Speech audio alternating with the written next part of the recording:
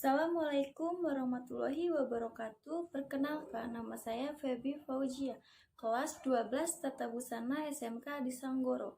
Saya di sini ingin menjelaskan tentang kerajaan yang ada di Indonesia. Saya memilih Kerajaan Demak. Dan saya di sini ingin menjelaskan tentang proses terbentuknya kerajaan, tentang tahun berdirinya, raja pertama, lokasi atau tempat kerajaan berdiri. Tahun berdirinya Kerajaan Demak yaitu tahun 1475 dan raja pertamanya adalah Raden Patah.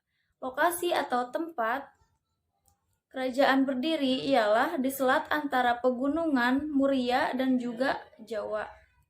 Yang kedua, raja-raja yang pernah berkuasa.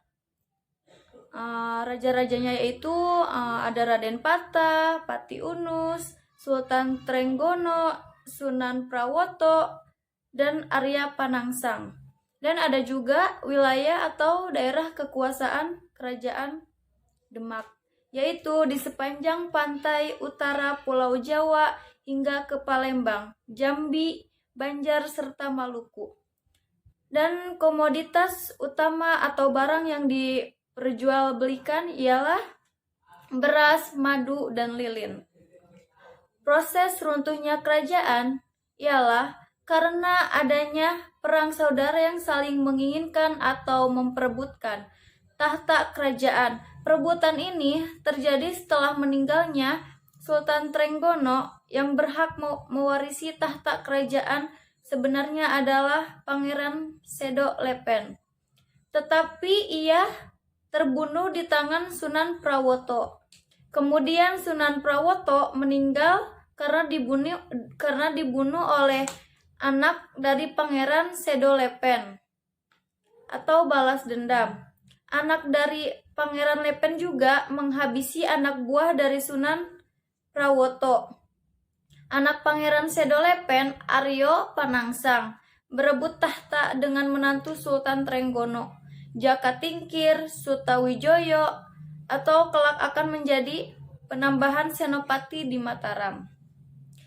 Jaka Tingkir naik tahta dan memiliki gelar Sultan Hadiwijoyo dan kekuasaan dipindah ke Pajang. Demak kemudian ganti status menjadi kadipaten. Dan ada juga bukti-bukti peninggalan kerajaan yang masih ada sampai sekarang, yaitu ada Masjid Agung, Pintu Bledek, Soko Tatal dan Soko Guru, Beduk dan Kentongan, situs kolam Udlu, Maksurah, Dampar Kencana, dan ada Piring Campak.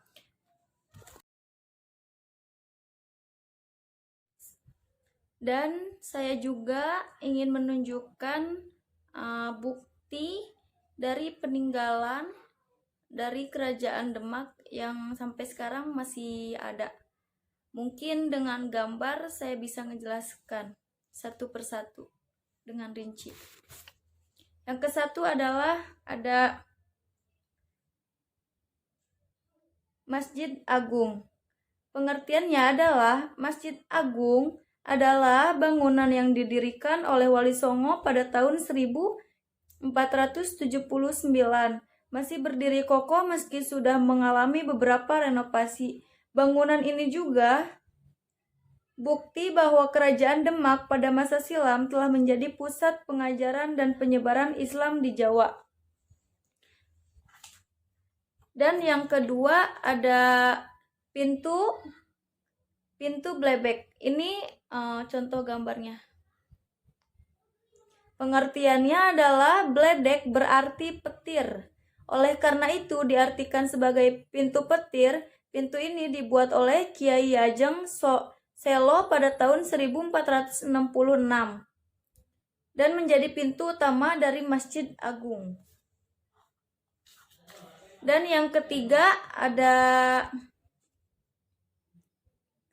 Soko Tatal dan Soko Guru. Sedikit pengertiannya adalah tiang yang berdiameter mencapai 1 meter yang berfungsi sebagai penyangga tegak kokohnya bangunan Masjid Demak dan dibuat oleh Kanjeng Sunan Kalijaga.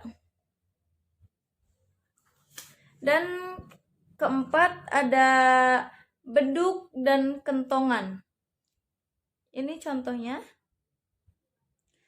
adalah peninggalan kerajaan Demak yang bersejarah dan tidak boleh dilupakan. Alat ini digunakan pada masa silam sebagai alat untuk memanggil masyarakat untuk melaksanakan sholat 5 waktu.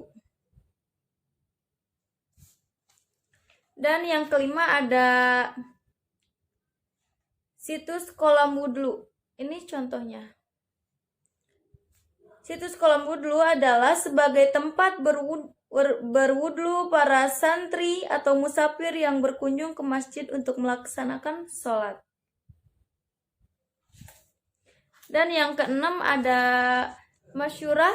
Masyurah ini contohnya adalah dinding berukir kaligrafi tulisan Arab yang menghiasi bangunan Masjid Demak, dibuat sekitar tahun 1866. Dan ada juga Dampar Kencana. Dampar Kencana adalah singgasana para sultan yang kemudian dialih fungsikan sebagai mimbar khutbah di Masjid Agung Demak.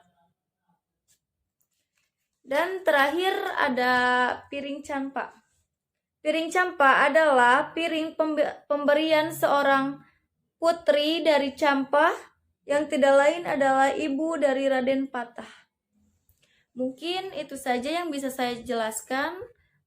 Kurang lebihnya saya memohon maaf. Assalamualaikum warahmatullahi wabarakatuh.